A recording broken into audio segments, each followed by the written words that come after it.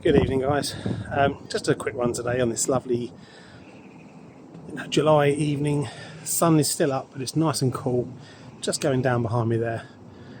Just a quick video to remind you that we're all very keen to style our trees, repot our trees, and all that kind of stuff. But there's a couple of basic bits of housekeeping that a lot of us, including myself, often neglect or forget until it's sort of pretty obvious it needs doing. Let's go and have a look now. Okay, so here's one of them. So this is one of my tanukis. Did this about a year ago. It's taking really well. I love the composition of this. And for those of you that are wondering, that is a pot. It just looks like soil, but it is actually a concrete pot. So what am I on about? Well, things like this, some won't agree, but I actually quite like, because they're what I call in scale, tiny little flowers, and it just gives a little bit more realism to the whole scene. However, things like this, no, it's unsightly, and it also, look at those roots. Just look at that. So not only, we got a wasp. Come on, go away. So not only is that taking up nutrients from your soil that the tree needs, but it's also taking over a lot of space. So you really don't want those in there. So that one's gone. And there's still actually roots from it in the hole. See, that one there, very small, but that's the same thing. And already, look at the root on that. Just because it looks harmless doesn't mean it is. So, I mean, obviously it's up to you what you keep on your plants. As I said, some people would tell me to take this off as well, but I like that. And it's not as intrusive. But straight away, it looks a lot better. So if we go around here, there we go. There's another one. It's amazing how quickly these things root. It's quite frustrating when you're waiting for a bonsai to root and it takes a while, and then you get these weeds that just seem to root overnight.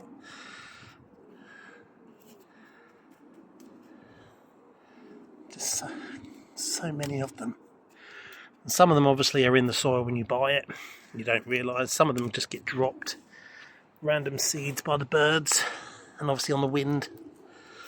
But it's very easy to overlook things like this until you've got so many that you can't keep on top of it.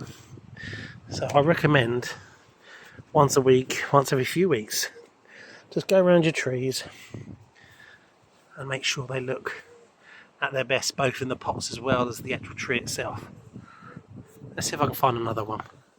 So here's another one, guys. Now this, in case you're wondering, is a forsythia. And it's in a pot that I created, so it is a one-of-a-kind pot. But as you can see, it is being overrun with weeds. This is actually a sucker from the actual tree itself, but again, I don't want it. It's right in a really awkward place, and it's taking vital nutrients away from the tree. So that's going to come off straight away. And just because the amount of nutrients and water that these weeds must be taking, it's just silly, especially at times like this when it's so hot and some people can't or haven't got the time to water more than once a day. So you want to know that water is all going to where it's needed. And for those of you that are about to say, oh, but he's got moss, that's going to take water. It doesn't take much water, and most of the water actually falls within the moss. In my experience, the moss normally, not in every situation, but normally will actually help retain moisture, because one, it's a barrier from the sun, and two, it locks in moisture. So it all depends on your situation and obviously what you believe. But that now is a lot better, and it's going to actually be able to enjoy a lot more of the stuff I give it. Here's another one of mine that I actually want to leave the majority of it. So again, I hope that's coming over on the camera. I'm not going to pretend that I know what this is called, but it's very, very fine, sort of like grassy material, tiny little yellow flowers, and again, it looks within scale. I think it gives it an air of realism. The only thing I don't like is that probably a dandelion or something right there. So that's gone. But it's not always a bad thing. Let me show you another one that's not actually a bad thing, in my opinion. So here's my azalea, for those of you that follow the channel. It's a very big tree, very old tree. Now there's a lot of surface area for the water to penetrate, and as you can see it's covered by this very, very fine foliage. Now I'm not entirely sure what it is, guys, I haven't googled it, but it's very, very pretty. It's very light, it's not very intrusive. I can literally pull it away with one finger, and to be fair, I think it adds to the character. So things like that I personally would keep, unless it was literally overruling or overrunning the whole tree. I would keep that because I think that's really pretty. Again, little yellow flowers on it, so when they bud it just adds that extra little bit of je ne sais quoi. But again, each to their own. Let's see if I can find another one. So this is another one of my little trees, guys. This is one of my favourites, one of the very first ones I ever got. This is a Korean hornbeam. Obviously it's a twin trunk, and yes, before anyone says, I know it needs a trim. I'm letting it grow out a bit, so there's a few wild shoots on there, but again, I know that I'm doing that deliberately. But if you've noticed, again, it's got a very, very attractive foliage grown in here, and again, it's not taking over, and I think it blends in with the actual tree and the pot very, very well. If it was overtaking the whole tree, then fine, but as it is, the water can get through and it's not unsightly. So you've just got to sort of like take it, you know, each tree on its own merits, and then decide what you actually want and whether it's good or bad for the tree. Let's have a look at another one. Okay guys, well this is the last one I'm going to show you today, and this is probably one of the worst ones in my collection at the moment. I'm normally pretty good, so there's not many that need doing. So this is upon my larger trees as well. This is one of my Scots pines, and it is a work in progress. When I got this tree, it was a lot fuller, load more branches.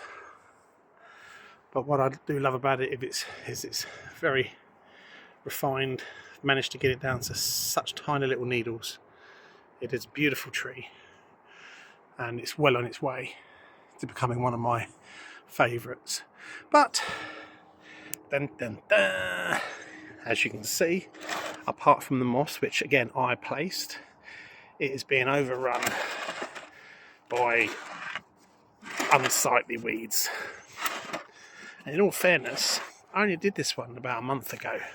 I remember doing it, but obviously with all the sun and the downpours we've been having, it's exploded. So again, try and get the root out.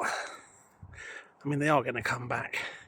Now this one has got some of that nice little foliage on it, which I'm going to try and keep, because that's not too bad. But it's the larger stuff, like that. I mean, look at that. That's got its own ecosystem. It's ridiculous. It's got a whole garden full of grass, and it chooses my pot to take home, to make home in. Sorry guys, I'm trying to do this with one hand. It's quite a heavy tree.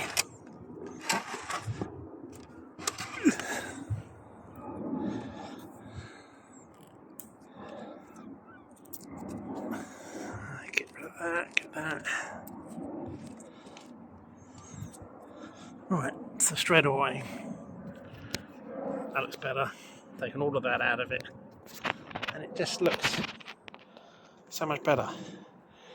So as I was saying, guys, don't always come out and think you have to do this to your trees and do that to your trees, because you could have a tree that looks absolutely stunning. You could have a pot that looks really nice, but then if it's covered in growth that just looks horrible, then really you're fighting a losing battle. It's like having a prime cut of beef on a broken plate, you know. If you're having something great for dinner, you want to present it well. That's the same thing with this. You know, if you're going to have a fantastic tree or a tree that you love, you want to present it as well as you can. So that's my tips for the day, and just to make sure that you're all keeping on top of it. And until the next one, catch you later, guys. Thanks very much.